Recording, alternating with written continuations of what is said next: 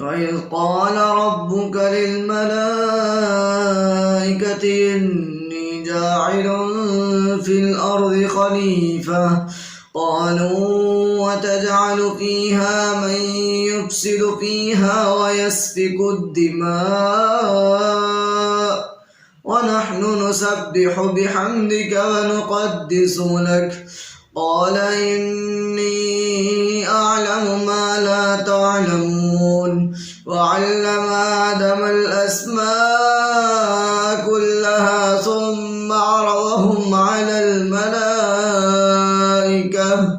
فقال أنبئوني بأسماء هؤلاء إن كنتم صادقين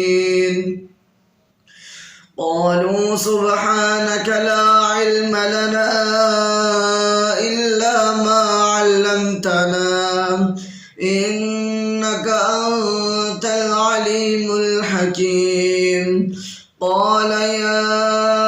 آدم أنبئهم بأسمائهم فلما أنبأهم بأسمائهم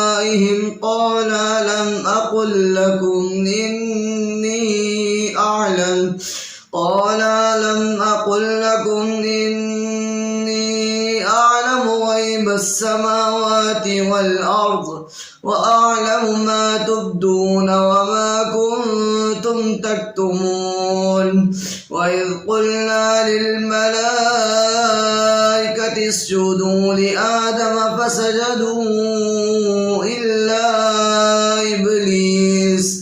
أبى واستكبر وكان من الكافرين وقلنا يا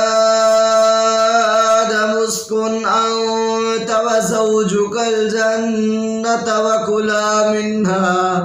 وكلا منها رغدا حيث شئتما ولا تقربا هذه الشجرة فتكونا من الظالمين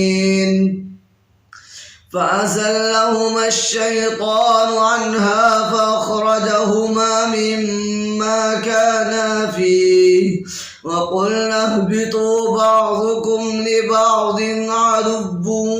ولكم في الأرض مستقر ومتاع إلى حين فتلقى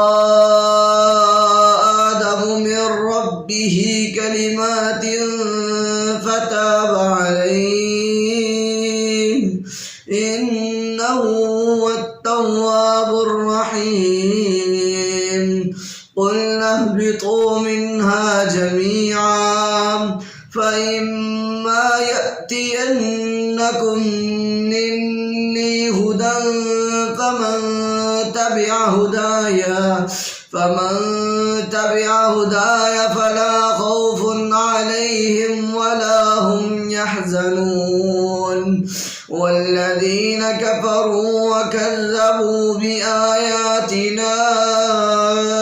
أولئك أصحاب النار